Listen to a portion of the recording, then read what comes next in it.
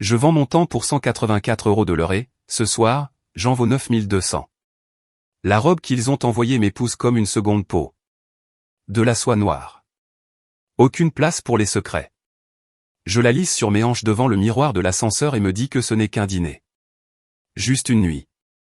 Juste assez pour couvrir la prochaine séance de chimiothérapie de maman et peut-être, si j'ai de la chance, les 3 mois de loyer que j'ai en retard. Les portes du Pantouz s'ouvrent sur une vue qui me noue l'estomac. Des baies vitrées allant du sol au plafond encadrent Paris comme un royaume. Et debout au centre, de dos, se trouve cet homme. « Vous êtes en retard », dit-il sans se retourner. Les embouteillages. Ma voix sort plus assurée que je ne le ressens. Il se retourne et j'oublie de respirer. Des cheveux sombres, une mâchoire taillée à la serpe, des yeux qui me mettent à nu jusqu'à la moelle. La trentaine, peut-être. Le genre de visage qui a été retouché pour faire la couverture du magazine Challenge. Le genre d'homme qui n'a jamais entendu le mot « non ». Je ne paie pas pour des excuses. Il traverse la pièce en 3 enjambées, s'arrêtant assez près pour que je sente son eau de Cologne. De la bergamote et quelque chose de plus sombre. Je paie pour la perfection. Alors vous avez trop payé. Sa bouche se courbe. Pas un sourire. Quelque chose de plus dangereux. Chloé Dubois, dit-il comme s'il savourait mon nom. 21 ans. Double licence en lettres et en biologie. Mention très bien. Lymphome de stade 3 pour la mère. Le père est parti quand vous aviez 12 ans. Vous cumulez 2 emplois et vous n'arrivez toujours pas à joindre les 2 bouts. Il penche la tête. Ai-je oublié quelque chose? Comment avez-vous? La glace fige mes veines. Je sais tout sur les personnes que j'achète. Il me dépasse pour aller au bar, verse 2 verres d'un liquide ambré. La question est de savoir ce que vous savez sur moi. Maxime Laurent, 34 ans, vous avez gagné votre premier milliard dans des acquisitions technologiques avant vos 30 ans. Actuellement sous le coup d'une enquête pour. Je m'arrête là. Il me tend un verre, ses doigts frôlant les miens délibérément. Je ne m'en souviens plus. Menteuse. Mais il sourit maintenant. Un vrai sourire. Et cela transforme son visage en quelque chose de presque humain. Bien. J'aime les menteuses. Nous nous comprenons. Le whisky me brûle la gorge. À travers la vitre, Paris scintille comme des diamants éparpillés. Et je me demande combien de personnes là-dessous tueraient pour être dans cette pièce. Combien l'ont déjà fait? Pourquoi moi? Demandai-je. Parce que vous êtes désespéré, dit-il gentiment, ce qui d'une certaine façon rend les choses pires. Et les personnes désespérées sont honnêtes. Elles ont abandonné tous les faux-semblants, toute la mise en scène. Ce qui reste est brut, réel. Il s'approche. Vous n'avez pas accepté ce travail parce que vous le vouliez. Vous l'avez accepté parce que votre mère est mourante. Et le système de santé privé est conçu pour saigner les gens à blanc. Vous l'avez pris parce que vous avez déjà vendu tout le reste. Votre temps, votre sommeil, votre dignité à petite dose, et ce n'était que la suite logique. Ma main se resserre sur le verre. Vous êtes un vrai romantique. Je suis réaliste. La romance n'est qu'une manipulation avec un meilleur éclairage. Il tend la main, replace une mèche de cheveux derrière mon oreille. Le geste est doux, possessif. Je vais vous faire une offre, Chloé, et ce n'est pas celle que vous croyez. Je ne couche pas avec mes clients. Je ne veux pas coucher avec vous. Il laisse cette phrase faire son effet et observe mon visage. Je veux vous embaucher. Pas pour une nuit. Pour 6 mois. La pièce bascule. Quoi? Il y a une femme que je dois détruire. Evelyne Marchand. Elle dirige Helix Systems, ma plus grande concurrente. Elle essaie de me voler un contrat qui vaut 460 millions d'euros et qui représente 3 ans de mon travail. Elle est aussi impitoyable, brillante et intouchable par des moyens conventionnels. Ses yeux se fixent sur les miens. Mais elle a une faiblesse. Son neveu Clément vient de se fiancer. Le mariage a lieu dans 6 mois. J'ai besoin de quelqu'un qui puisse se rapprocher de cette famille, devenir indispensable. Trouvez-moi le moyen de pression dont j'ai besoin pour l'enterrer. Vous voulez que j'espionne? Je veux que vous infiltriez, que vous vous liez d'amitié avec la mariée, que vous gagnez leur confiance. Il y aura des fêtes, des dîners, des séances de préparation du mariage. Vous porterez les bons vêtements, vous direz les bonnes choses, et vous me ferez un rapport sur tout. Il marque une pause. En échange, je vous paierai 92 000 € par mois, plus tous les frais médicaux de votre mère, le traitement expérimental en Suisse, celui que son assurance a refusé. Le verre m'échappe des doigts, ne se brise pas, et atterrit sur la moquette épaisse avec un bruit sourd. Ce traitement coûte 460 000 €. Je sais. Il s'accroupit et ramasse le verre. Lorsqu'il se redresse, il est assez près pour que je sente son souffle. 6 mois, Chloé. Vous devenez qui j'ai besoin que vous soyez. Vous faites exactement ce que je vous dis. Et à la fin, votre mère vit et vous repartez avec assez d'argent pour finir vos études. Sans aucune dette. Tout ce que vous avez à faire, c'est m'aider à ruiner la vie d'une femme. Mon téléphone vibre. Je le sais sans même regarder. C'est l'hôpital. Une autre facture. Une autre intervention que maman ne peut pas se permettre. Un autre jour qui la rapproche de la fin. Pourquoi feriez-vous ça? Chuchotai-je. Son sourire revient, froid et parfait. Parce qu'Evelyne Marchand a tué mon frère et que je vais tout lui prendre, pièce par pièce, en commençant par le bonheur de sa famille. Il tend la main. Avons-nous un accord? Je devrais fuir. Je devrais dire non. Je devrais reconnaître cet homme pour ce qu'il est, magnifique, brisé et probablement dangereux. Au lieu de cela, je pense au visage de maman. Quand le médecin a prononcé les mots « soins palliatifs », au poids de sa main dans la mienne, à sa peau fine comme du papier sur des os d'oiseau. Je prends sa main. Sa poigne est ferme. Définitive. Alors, bienvenue dans notre arrangement, Chloé. Essayez de ne pas tomber amoureuse de moi. Les personnes qui le font ont tendance à le regretter. Il me tire vers lui et je réalise avec une soudaine et électrique clarté que je ne suis pas la seule à mentir ce soir. Il y a quelque chose dans ses yeux, une chose désespérée et douloureuse sous la glace. Quel que soit son véritable plan, ce n'est pas celui qu'il vient de m'exposer, et je suis déjà trop impliqué pour m'en soucier. Le cours accéléré pour devenir quelqu'un d'autre commence à l'aube. L'appartement de Maxime se transforme en salle de crise. Il y a un mur de photos. Evelyne Marchand avec son visage anguleux et son sourire cruel. Son neveu Clément avec sa beauté fade, et la fiancée de Clément, Sophie, blonde, magnifique héritière d'une fortune pharmaceutique. Le genre de femme qui n'a jamais eu à choisir entre un dîner et l'électricité. Vous la rencontrerez demain lors d'un gala de charité, dit Maxime en tournant autour des photos comme un requin. J'ai fait en sorte que vous y soyez en tant que coordinatrice des bénévoles. Vous renverserez du champagne sur sa robe. Assez cher pour qu'elle s'en souvienne. Assez bon marché pour qu'elle ne porte pas plainte. Vous vous excuserez abondamment. Vous proposerez de la faire nettoyer. Vous obtiendrez son numéro. C'est ça, votre plan de génie? Du champagne? Non, ça, c'est la porte d'entrée. C'est vous, l'arme. Il se tourne vers moi. Les gens comme Sophie sont avides d'authenticité. Tout le monde autour d'elle veut quelque chose. Vous serez différente. Vous ne voudrez rien. Juste de l'amitié, juste des discussions de filles. Juste quelqu'un qui la voit comme Sophie, et non comme son nom de famille. Et ensuite. Ensuite, vous deviendrez la personne en qui elle a le plus confiance au monde. La demoiselle d'honneur, la confidente, la gardienne des secrets de famille. Sa mâchoire se contracte. Et vous me direz tout. Le plan est élégant, simple, sociopathique. Qu'est-ce qu'Evelyne a fait à votre frère? Son visage se crispe. Cela ne fait pas partie de notre arrangement. Vous me demandez de détruire une famille. Je pense que je mérite un peu de contexte. Pendant un long moment, il se contente de me dévisager. Puis il s'approche de la fenêtre, à contre-jour face au soleil levant. Quand il parle, sa voix est différente. Plus jeune, brute. Damien était plus doux que moi, plus gentil. Il croyait aux gens. Il est tombé amoureux de la fille d'Evelyne. En fait, ils étaient fiancés. 2 semaines avant le mariage, elle a tout annulé. Sans aucune explication. Il a découvert plus tard qu'Evelyne lui avait offert 9,2 millions d'euros pour partir. Elle a pris l'argent. Il laisse échapper un rire amer. Damien a précipité sa voiture du haut d'un pont 3 jours plus tard. La police a conclu à un accident. Moi, j'ai appelé ça un meurtre. Ma poitrine se serre. Je suis désolé. Ne le soyez pas. La compassion n'est qu'une autre monnaie d'échange. Mais son reflet dans la vitre a l'air hanté.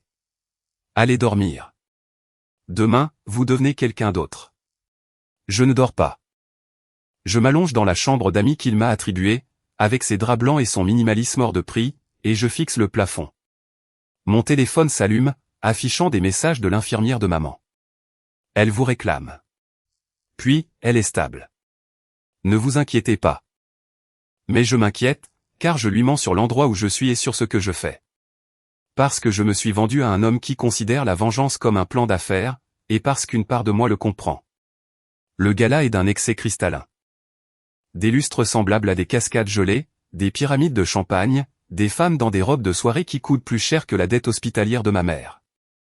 Je porte une simple robe noire, avec un porte-bloc, servante invisible. Sophie Mercier est facile à repérer. Elle rayonne de cet éclat si particulier lié à la richesse générationnelle. Une posture parfaite, des dents parfaites, une vie parfaite. Je choisis parfaitement mon moment. Je passe avec un plateau, je trébuche sur du vide et j'envoie une cascade de Dom Pérignon sur sa robe dure ivoire. Oh mon Dieu! Mon horreur est sincère. La robe coûte plus cher que mon arrangement avec Maxime, mais Sophie rit. Elle rit, vraiment. Ce n'est rien, vraiment. Je détestais cette robe de toute façon. C'est ma mère qui l'a choisie. Je l'aide à éponger le tissu, m'excusant frénétiquement, mais elle balaie l'incident d'un geste de la main. De près, je vois les cernes sous son maquillage, la crispation de sa mâchoire. Je suis Chloé. Je suis tellement désolé. Sophie. Et sérieusement, vous m'avez rendu service. Maintenant, j'ai une excuse pour partir plus tôt. Elle baisse la voix d'un ton comploteur. Ce genre d'événement est une torture. Pourquoi venir, alors? Parce que la tante de Clément fait partie du conseil d'administration. Et ce que tante Evelyne veut, tante Evelyne l'obtient. Quelque chose de vif brille dans ses yeux. Vous savez ce que c'est. Les obligations familiales. Et juste comme ça, je la vois. La faille dans cette façade parfaite. Laissez-moi au moins payer le pressing, dis-je. Ne soyez pas ridicule. Mais elle hésite. Êtes-vous libre pour un café demain? J'aurais bien besoin d'une amie qui ne soit pas sur la liste de paix de ma mère. Je fais semblant d'y réfléchir. Oui, d'accord. Ça me plairait bien. Elle sourit et c'est un sourire sincère, chaleureux, confiant. Je me sens comme un monstre. Je retrouve Maxime ce soir-là à son Penthouse. Il m'attend sur le balcon. Les lumières de la ville se reflètent dans ses yeux. Comment ça s'est passé? Café demain à midi. Elle m'aime bien. Je le rejoins près de la rambarde. Elle est gentille, Maxime. Vraiment gentille. Tant mieux. Les gens gentils sont faciles à manipuler. Est-ce que c'est ce que vous me faites? Il se tourne et étudie mon visage. Vous sentez-vous manipulé? Je ne sais pas ce que je ressens. Menteuse, dit-il doucement. Il tend le bras et effleure la ligne de ma mâchoire avec son pouce. Le contact est électrique. Faux. Vous vous sentez coupable parce que vous êtes doué pour ça. Parce qu'une partie de vous apprécie la tromperie, le pouvoir que cela procure. Je devrais me reculer. Au lieu de cela, je me penche vers lui. Et vous, que ressentez-vous? Rien.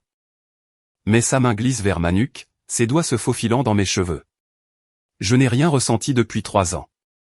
Pas depuis que je les ai regardés descendre mon frère sous terre. Alors pourquoi tremblez-vous? Sa prise se resserre. Pendant un battement de cœur, je crois qu'il va m'embrasser. Pendant un battement de cœur, j'en ai envie, à la place. Il me relâche brusquement, recule. Reposez-vous. Demain, vous devenez son ami.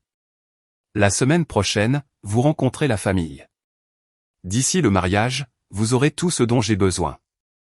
Et qu'en est-il de ce dont vous avez besoin? Son sourire est brisé. J'ai besoin qu'Evelyne Marchand souffre. Tout le reste est négociable. Il rentre à l'intérieur, me laissant seul avec la ville et la certitude grandissante que nous mentons tous les deux sur ce qu'est réellement cet arrangement. Mon téléphone vibre. Une photo de Sophie. Vivement demain. La première vraie amie que je me fais depuis des années. Je l'efface. Mais je prends d'abord une capture d'écran. Car Maxime avait raison sur un point. Je suis meilleur à ce jeu que je ne veux bien l'admettre. Et je ne suis pas sûr de savoir lequel de nous deux cela rend le plus monstrueux. 3 semaines plus tard, Sophie me confie tout. Ses mots de passe, son emploi du temps, ses craintes de savoir si Clément l'aime vraiment ou s'il aime seulement la fusion d'entreprises que représente leur mariage. Nous allons faire des manucures et nous partageons des secrets. Et chaque soir, j'envoie des rapports à Maxime, comme si je documentais une opération de surveillance. Elle est allergique aux fruits de mer, Evelyne ne le sait pas. Clément a une liaison avec son assistante. Sophie soupçonne le contrat du lieu du mariage d'avoir une clause qui avantage l'entreprise d'Evelyne. Le père de Sophie n'est pas au courant. Maxime lit chaque message avec la concentration d'un homme étudiant des plans de bataille. Parce que c'est bien de cela qu'il s'agit, une guerre. Vous vous débrouillez bien, me dit-il un soir. Nous sommes dans son appartement, la pluie striant les carreaux. Il a desserré sa cravate et il émane de lui une douceur que je n'avais jamais vue. Ou peut-être que j'apprends simplement à voir au-delà de l'armure. Je me sens comme une ordure, avouez-je. Tant mieux. Ça veut dire que vous êtes humaine. Il nous sert du whisky à tous les deux. Le moment où vous cesserez de vous sentir coupable sera celui où vous deviendrez comme eux. Comme qui? Comme moi. Ces mots restent suspendus entre nous. Je prends le verre. Je laisse l'alcool brûler le nœud dans ma gorge. Pourquoi voulez-vous vraiment la détruire, Maxime? Et ne me sortez pas l'histoire de la vengeance. Il y a autre chose. Sa mâchoire se crispe pendant un long moment. Je crois qu'il ne va pas répondre. Puis, la lettre de suicide de Damien. Elle disait, je ne suis pas assez fort pour leur monde. Pas le monde de la fille d'Evelyne. Leur monde. Comme s'ils faisaient tous partie d'un même système. Et Evelyne, elle fonctionne selon une philosophie simple. Les gens sont des marchandises. L'amour est une faiblesse. La seule chose qui compte, c'est de gagner. Il plonge son regard dans le mien. Elle ne m'a pas seulement enlevé mon frère.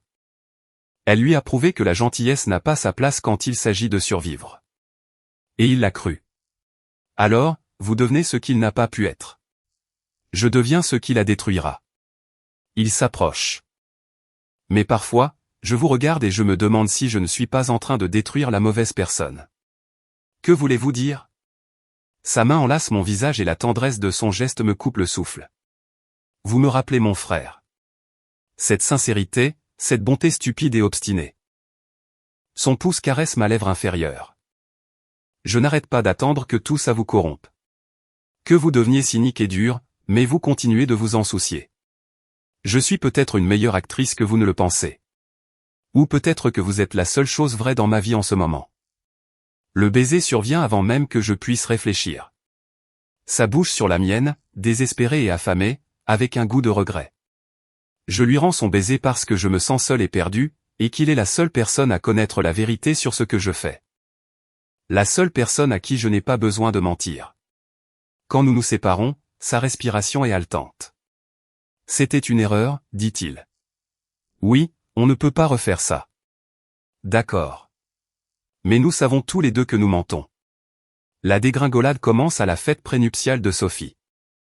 Je suis en train d'aider à arranger des fleurs quand Evelyne Marchand entre. Je l'avais vue en photo, mais en personne, elle est redoutable. Une colonne vertébrale en acier, des yeux calculateurs. Elle balaie la pièce du regard, tel un général inspectant ses troupes. Son regard s'arrête sur moi. S'attarde. Vous êtes la nouvelle amie, dit-elle. Ce n'est pas une question. Chloé. Ravie de vous rencontrer. Vraiment? Elle saisit une flûte de champagne et l'examine. Sophie collectionne les gens comme des chats errants. La plupart d'entre eux veulent quelque chose. Je veux juste être son amie. Quelle naïveté rafraîchissante. Elle sourit et son sourire est assez tranchant pour couper. Dites-moi, Chloé, que faites-vous dans la vie? Mon mensonge préparé me semble soudain bien transparent. Je suis étudiante. En biologie. C'est très noble. Et comment payez-vous? Elle fait un geste vague vers ma robe. Un cadeau de Maxime. Cher mais subtil. Ce style de vie? Des bourses, un travail à temps partiel. Elle repose son verre. Eh bien, je suis sûr que nous aurons l'occasion de nous revoir. J'aime connaître tout le monde dans l'entourage de mon neveu. C'est un avertissement. Et alors qu'elle s'éloigne, je comprends qu'elle mène déjà l'enquête sur moi. J'envoie immédiatement un texto à Maxime. Nous avons un problème. Sa réponse arrive 5 minutes plus tard. Je sais, elle a engagé un détective privé hier. Il faut qu'on parle, tout de suite. Je le retrouve à son bureau. Que du bois sombre et des livres de droit du sol au plafond. Il fait les 100 pas quand j'arrive. Elle sait quelque chose, lâche-t-il sans préambule. Pas tout, mais assez pour se méfier. Et que fait-on? On accélère. Le mariage est dans 3 mois. Il nous faut un moyen de pression avant qu'elle ne creuse davantage. Il ouvre des dossiers sur son ordinateur. Le père de Sophie, Richard Mercier. Il a détourné des fonds de sa propre entreprise. De petites sommes soigneusement dissimulées, mais Evelyne est au courant. Elle rassemble des preuves pour les utiliser contre lui si besoin. Comment savez-vous ça? Il ne répond pas. Il se contente d'afficher d'autres fichiers, des captures d'écran, des relevés bancaires, des emails, toute la correspondance privée d'Evelyne. Oh mon Dieu! Je le dévisage. Vous la piratez depuis 2 ans. Depuis la mort de Damien. Son expression est froide et concentrée. C'est ce que je fais, Chloé. Je trouve des faiblesses et je les exploite. Evelyne fait chanter Richard pour s'assurer que le mariage se déroule selon ses conditions. Si on la dénonce, on détruit sa réputation, ses relations d'affaires, son contrôle sur la famille. Et Sophie? Elle sera dévastée. Son père ira en prison. Son père est un criminel. Evelyne est bien pire. Il m'agrippe par les épaules. C'est pour ça qu'on est là. Ne perdez pas votre sang-froid maintenant. Mais je le vois clairement pour la première fois. L'obsession, le froid calcul. La façon dont il a transformé en arme chaque information, chaque relation. Vous êtes exactement comme elle, murmurai-je. Ses mains retombent. Pourquoi dites-vous ça? Vous pensez que les gens sont des marchandises? Que l'amour est une faiblesse? Que la seule chose qui compte, c'est de gagner? Je recule d'un pas.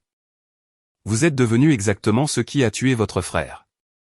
Ces mots le frappent comme un coup physique. Son visage se vide de ses couleurs. Sortez, dit-il calmement. Maxime. Sortez. Je fuis. Je descends les 40 étages par l'ascenseur avec le cœur au bord des lèvres.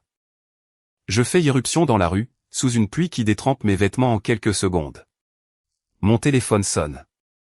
Sophie. Et, où es-tu? On fait la dégustation du gâteau et j'ai besoin que tu dises à Clément que ses papilles gustatives sont cassées. Je raccroche, je me laisse glisser le long d'un muret, pour la première fois depuis que tout ça a commencé, je pleure. Parce que je suis tombée amoureuse d'un homme qui en est incapable. Parce que je me suis liée d'amitié avec une femme que je trahis. Parce que ma mère est en vie. Parce que j'ai vendu mon âme. Et je ne sais pas si ça fait de moi une héroïne ou un monstre. Mon téléphone vibre. Un message de Maxime. Je suis désolé. Reviens, s'il te plaît. J'ai besoin de toi. 3 mots que je ne l'avais jamais entendu prononcer. Je fixe l'écran, la pluie se mêlant à mes larmes, et je réalise que je suis déjà trop brisé pour m'en aller. J'y retourne. Bien sûr que j'y retourne. Maxime m'attend sur le balcon où tout a commencé. Trempé par la pluie, ses mains agrippant la rambarde comme si c'était la seule chose qui le maintenait à flot. Tu as raison, dit-il quand je sors sur le balcon. Il ne se retourne pas, je suis devenu ce que je déteste. Je me dis que c'est pour Damien. Mais la vérité, c'est que je ne sais plus comment être autre chose. Le deuil est facile. La colère est facile. Ça. Il fait un geste entre nous. C'est terrifiant. Je viens me placer à ses côtés. Qu'est-ce que c'est, ça? Je ne sais pas. Mais c'est la première chose vraie que je ressens depuis des années, et je suis en train de la saboter, parce que c'est ce que je fais. Je détruis les belles choses. Je ne suis pas belle. Je suis une menteuse et une espionne. Il se tourne et saisit mon visage entre ses mains. Tu es une fille qui fait tout pour sauver sa mère. Tu es une femme piégée par un choix impossible. Tu es. Sa voix se brise. Tu es la seule personne qui a vu le monstre et qui est restée quand même. Parce que je suis un monstre, moi aussi. Non. Il embrasse mon front, mes tempes, mes joues maculées de larmes. Tu es simplement humaine. Brouillonne, compliquée, et tu fais de ton mieux. C'est tout ce que l'on peut faire. Nous finissons enlacés sur son canapé, les vêtements humides, nos défenses abaissées.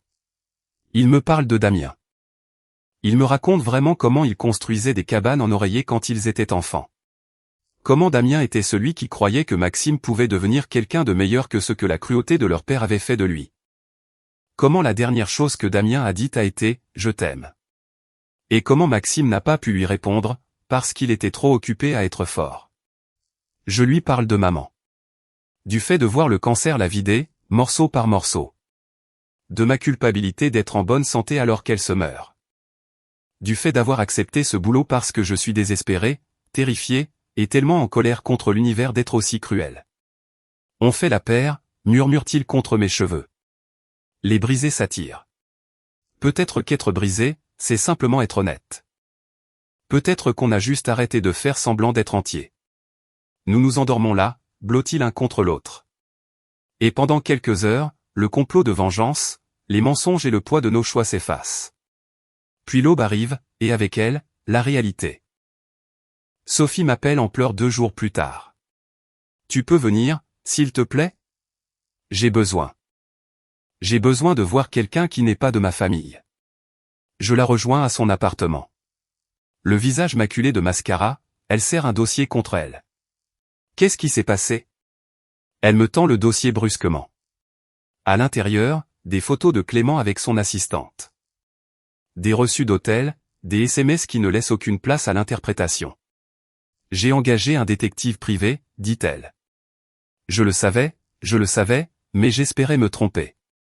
Elle rit avec amertume. Tante Evelyne dit que je devrais l'épouser quand même. Que les liaisons font simplement partie du mariage dans notre monde. Que l'amour est secondaire par rapport au partenariat stratégique. Mon estomac se retourne. Ce n'est pas de l'amour. Je sais. Mais tout le monde agit comme si j'en faisais un drame parce que je veux de la vraie fidélité. Comme si j'étais une enfant parce que je crois à la romance. Elle me regarde, les yeux désespérés. Est-ce que je suis folle? Non. Le mot sort avec férocité. Tu mérites quelqu'un qui te choisit. Chaque jour. Pas pour ton nom de famille ou l'entreprise de ton père, mais pour toi. Mais le mariage est dans 6 semaines. Tout est payé. Nos familles ont des contrats. Au diable les contrats. Je lui prends les mains. Sophie, écoute-moi. Tu n'as qu'une seule vie. Une seule. Veux-tu vraiment la passer avec quelqu'un qui te traite comme une affaire commerciale? Elle me dévisage. Puis, lentement, elle sourit. Tu as raison. Tu as absolument raison. Elle prend une inspiration tremblante. J'annule tout. Un sentiment de triomphe m'envahit. Puis, d'horreur. Parce que ce n'était pas le plan. Le plan nécessitait que le mariage ait lieu. Il fallait que les familles soient unies pour que Maxime puisse frapper au moment idéal. Je viens juste de détruire sa vengeance. Je ne le dis pas immédiatement à Maxime. Au lieu de cela, je me rends dans la chambre d'hôpital de ma mère. Elle dort, maigre et fragile, mais vivante. Le traitement fonctionne. Les médecins suisses sont optimistes. Tout ça grâce au pacte avec le diable que j'ai conclu. Ma chérie. Les paupières de maman papillonnent. Tu as l'air tracassée. Tout va bien. Menteuse. Elle tapote le lit. Je m'assois et elle me prend la main. Tu es différente en ce moment, distante. Que se passe-t-il? Je pourrais le lui dire. Je pourrais tout avouer. À la place, je dis, j'ai rencontré quelqu'un. Quelqu'un de bien? Quelqu'un de compliqué. Elle rit faiblement. Les meilleurs le sont toujours. Ton père était compliqué.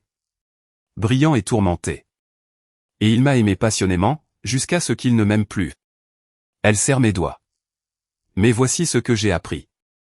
Tu peux aimer quelqu'un et quand même te perdre. Ne fais pas ça. Quels que soient les choix que tu fais, assure-toi de pouvoir vivre avec. Et si je n'y arrive déjà plus? Alors, tu changes de cap, il n'est jamais trop tard pour se choisir soi-même, mon cœur. Je l'embrasse sur le front et je pars avant de recommencer à pleurer. Maxime m'attend aux pentouses. Un seul regard sur mon visage et il comprend. Que as-tu fait? Je lui ai dit la vérité. Pas pour nous, mais je lui ai dit qu'elle méritait mieux que Clément. Elle annule le mariage. Le silence est assourdissant. Tu as fait quoi? Sa voix est dangereusement calme. Je n'en pouvais plus, Maxime. C'est une vraie personne, avec de vrais sentiments.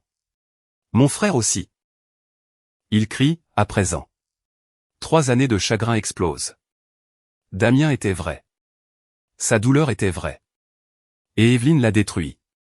Et tu viens de. Tu viens de la laisser gagner. Il ne s'agit pas de gagner. Il s'agit de ne pas détruire une femme innocente pour ta vengeance. Elle n'est pas innocente. Aucun d'entre eux ne l'est. Ils sont tous complices d'un système qui broie les gens. Comme ce que tu es en train de me faire. Ces mots résonnent dans ce vaste espace. Maxime tressaille comme si je l'avais frappé. Je t'ai tout donné, dit-il d'une voix tremblante. Le traitement de ta mère, la sécurité financière. Je t'ai fait confiance. Tu m'as acheté. Il y a une différence. Alors pars. Il me tourne le dos. Va-t'en. Mais souviens-toi que le traitement de ta mère s'arrête à la minute où tu passes cette porte. Les factures tomberont. L'hôpital va. Ma voix se brise. Ne me force pas à choisir entre sa vie et mon âme. Je ne t'oblige à rien. Tu as déjà choisi. Tu as choisi de prendre mon argent, de suivre mon plan, et puis tu as choisi de tout saboter parce que ça te donnait l'impression d'être une personne bien. Il finit par me regarder et ses yeux sont vides. Mais tu n'es pas quelqu'un de bien, Chloé. Aucun de nous deux ne l'est. Nous sommes juste 2 personnes brisées qui croyaient pouvoir se réparer mutuellement. On pourrait encore. Sors.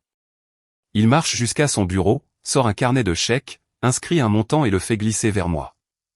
3 mois de traitement pour ta mère. Après ça, tu devras te débrouiller seul. C'est fini. Je fixe le chèque, puis l'homme dont je croyais tomber amoureuse. Je fixe le fantôme de ceux que nous aurions pu être. Je suis désolé, chuchotai-je. Non, tu ne le es pas. Tu es soulagé. Il sourit, un sourire amer et brisé. Et c'est comme ça que je sais que tu as toujours été trop bien pour ça. Je prends le chèque. Je sors. Je ne me retourne pas. Mais dans la rue, alors que tout recommence, je réalise qu'il ne s'est jamais demandé ce qu'Evelyne avait qui valait la peine d'être protégée. Il ne s'est jamais demandé pourquoi Sophie m'avait fait confiance si vite. Il n'a jamais posé la seule question qui aurait tout changé. Et maintenant, il est trop tard. La vérité éclate 3 jours plus tard. Je suis en train d'emballer mes affaires dans ma chambre d'étudiante, me préparant à retourner vivre chez moi maintenant que l'argent vient à manquer, quand Sophie débarque. Il faut qu'on parle, dit-elle. La terreur me noue le ventre. De quoi? De Maxime Laurent. Et de la vraie raison pour laquelle tu es devenu mon ami. Elle me dépasse et s'assoit sur mon lit. Je ne suis pas idiote, Chloé. Je savais depuis le début. Le monde vacille. Quoi? Tante Evelyne m'avait prévenu. Elle m'a dit qu'une fille essaierait d'infiltrer la famille. Probablement envoyée par l'un de ses ennemis.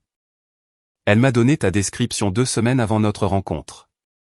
Le sourire de Sophie est triste. L'incident du champagne. Je savais exactement ce que tu faisais. Je n'arrive plus à respirer. Alors pourquoi? Parce que je voulais voir si tu étais vrai. Si l'amitié pouvait devenir réelle, même si elle avait commencé sur un mensonge. Elle se lève et s'approche de la fenêtre. Et ça l'est devenu, n'est-ce pas? Quand tu m'as dit d'annuler le mariage, tu ne pensais pas à la vengeance de Maxime. Tu pensais à moi. Sophie, je suis tellement désolé. Ne le sois pas. Tu m'as donné quelque chose que personne d'autre n'a pu m'offrir. La permission de me choisir. Elle se retourne. Mais il y a quelque chose que tu ignores. quelque chose que Maxime ne sait pas. Elle sort son téléphone et me montre une photo. C'est Evelyne avec Maxime, prise il y a 3 ans. Qu'est-ce que c'est? C'est ma tante lors d'une réunion avec Maxime pour un partenariat commercial. 2 mois avant la mort de Damien. Sophie fait glisser son doigt vers une autre photo. Voici la fille d'Evelyne, ma cousine, avec Damien. 3 jours après qu'elle a rompu avec lui. Sur la photo, ils rient, heureux ensemble. Elle ne l'a pas quitté pour l'argent, dit doucement Sophie. Elle l'a quitté parce qu'on lui a diagnostiqué un Alzheimer précoce. Elle ne voulait pas que Damien la regarde l'oublier, alors Evelyne l'a aidé à disparaître. Elle l'a payé pour recommencer à zéro quelque part où Damien ne pourrait pas la retrouver. La pièce tourne. Ce n'est pas ce que Maxime a dit. Maxime a dit ce qu'il avait besoin de croire. Parce que la vérité, le fait que son frère se soit suicidé par chagrin d'amour et non à cause d'un complot, était trop douloureuse. Alors il a inventé un méchant, il a fait d'Evelyne un monstre, car c'était plus facile que d'accepter que parfois, une tragédie n'est rien d'autre qu'une tragédie. Je m'affale sur le lit. Est-ce qu'il est au courant? Non. Evelyne garde le diagnostic de sa fille secret. Seule la famille le sait. Sophie s'assoit à côté de moi. Je te le dis parce que tu mérites la vérité. Et parce que je pense que si quelqu'un peut l'atteindre, c'est toi. Pourquoi l'aiderais-tu, après tout ce qui s'est passé? Parce que tante Evelyne n'est pas irréprochable. Elle est froide, calculatrice et impitoyable. Elle n'est juste pas le monstre que Maxime imagine. Sophie me prend la main. Et parce que tu m'as sauvé, Chloé. Tu aurais pu me laisser épouser Clément, aider Maxime à détruire ma famille et assurer le traitement de ta mère. Mais tu as choisi la gentillesse. Laisse-moi te rendre l'appareil. Je retrouve Maxime sur la tombe de Damien. Il est là depuis des heures, à en juger par ses épaules trempées par la pluie. Il ne se retourne pas quand j'approche. Comment m'as-tu trouvé? Je te connais mieux que tu ne le penses. Alors tu sais que tu devrais partir. Probablement. Je m'accroupis à côté de lui. Je lis la pierre tombale. Damien Laurent, fils et frère bien-aimé, trop bon pour ce monde. Mais j'ai quelque chose que tu dois entendre. Je lui raconte tout. Le fait que Sophie savait, et pour l'Alzheimer. Comment l'histoire de son frère ne s'est pas terminée par une trahison, mais par un amour si profond qu'il impliquait de lâcher prise. À la fin de mon récit, Maxime tremble. 3 ans, murmure-t-il. 3 ans que je la déteste. Que j'ai construit ma vie entière autour de sa destruction. Et tout ça a été basé sur des informations incomplètes. Pas un mensonge. Juste des pièces manquantes. Il pleure, maintenant, silencieusement, ses larmes se mêlant à la pluie. Je suis devenu tout ce que Damien aurait détesté. Obsédé par la vengeance, cruel, manipulateur. J'ai blessé des gens. Il me regarde. Je t'ai blessé. On s'est blessé mutuellement. C'est ce que font les personnes brisées. Je m'assois dans l'herbe mouillée à côté de lui. Mais nous ne sommes pas obligés de rester brisés. Par où dois-je commencer pour réparer tout ça? Un choix à la fois. En commençant par celui-ci. Veux-tu continuer à être l'homme qui se sert des gens? Ou veux-tu être l'homme que ton frère croyait que tu pouvais être? Pendant un long moment, il fixe simplement la pierre tombale. Puis, il avait l'habitude de dire que j'avais un bon cœur. Que je le protégeais juste un peu trop bien. Son rire est humide, brisé. Je ne sais même pas s'il est encore là. Je lui prends la main. Découvrons-le ensemble. 6 mois plus tard, le traitement expérimental a fonctionné. Maman est en rémission. C'est fragile, incertain, mais elle est en vie, et c'est suffisant. Maxime a vendu son entreprise, pas la totalité. Assez pour perdre son obsession, tout en gardant un but. Il travaille avec des organisations qui offrent une aide juridique gratuite aux personnes écrasées par les dettes médicales. C'est une forme de pénitence et de guérison à la fois. Nous ne sommes pas ensemble. Pas exactement. Mais nous prenons un café tous les mardis et, parfois, il reste dormir. Et lentement, prudemment, nous apprenons à être 2 personnes brisées qui ne se brisent pas l'une l'autre. Sophie s'est mariée le mois dernier. Pas avec Clément, avec un biologiste marin qu'elle a rencontré lors d'un gala de charité. Evelyne n'était pas ravie, mais elle est venue et, à sa manière froide, elle a donné sa bénédiction. Je n'ai jamais dit à Maxime qu'Evelyne m'avait aidé à payer les frais de traitement de ma mère après que son chèque a été épuisé. Certains secrets sont une forme de gentillesse, d'autres sont une question de survie. Ce soir, je suis aux Pentouses. Notre Pentouze maintenant. Un espace partagé avec des chambres séparées, car nous prenons notre temps. Maxime est sur le balcon et contemple la ville. Tu sais ce que j'ai réalisé? Dit-il quand je le rejoins. Quoi? Damien n'est pas mort à cause d'Evelyne. Il est mort parce qu'il n'arrivait pas à se pardonner de ne pas être parfait, de ne pas être à la hauteur. Maxime se tourne vers moi. J'ai passé 3 ans à faire la même erreur, à me punir en devenant pire. Mais tu m'as appris quelque chose. Et c'est quoi? Que guérir ne consiste pas à redevenir celui qu'on était avant de se briser. Ça consiste à accepter les fissures et à construire quelque chose de nouveau. Il touche mon visage. Avec douceur, quelque chose de magnifique. On est encore pas mal brisé. Ouais. Mais on est brisé ensemble et, d'une certaine manière, ça rend les choses supportables. Je m'abandonne à son contact. Je pense à la fille que j'étais il y a 6 mois. Désespérée et seule. À l'homme qu'il était, consumé par la vengeance. À la façon dont nous sommes entrés en collision et nous sommes presque détruits l'un l'autre. À la façon dont nous avons fait un autre choix. Je t'aime, dis-je. C'est la première fois que je le dis. Il ferme les yeux. Je sais. Et j'apprends à le dire en retour. Prends ton temps. Je serai là. Il m'embrasse alors. Doucement, avec incertitude, mais sincèrement. Quand il recule, ses yeux sont clairs pour la première fois depuis que je le connais. Je t'aime aussi, murmure-t-il. Et je crois que ça me terrifie plus que la vengeance ne l'a jamais fait. Tant mieux. Nous devrions tous les deux être terrifiés. Je souris contre ses lèvres. Ça veut dire que ce que nous faisons a de l'importance. En dessous de nous, la ville scintille d'un millier de vies brisées, d'un millier de secondes chances. Nous ne sommes que 2 lumières de plus dans l'obscurité. Apprenant que parfois, le plus grand acte de rébellion n'est pas la destruction. C'est de choisir de guérir. Merci, dit-il, de m'avoir sauvé alors que j'essayais de me détruire. Je lui prends la main. Tu n'avais pas besoin d'être sauvé, Maxime. Tu avais juste besoin de quelqu'un pour te rappeler que les choses brisées peuvent encore être belles. Et pour la première fois en 3 ans, il sourit comme s'il y croyait.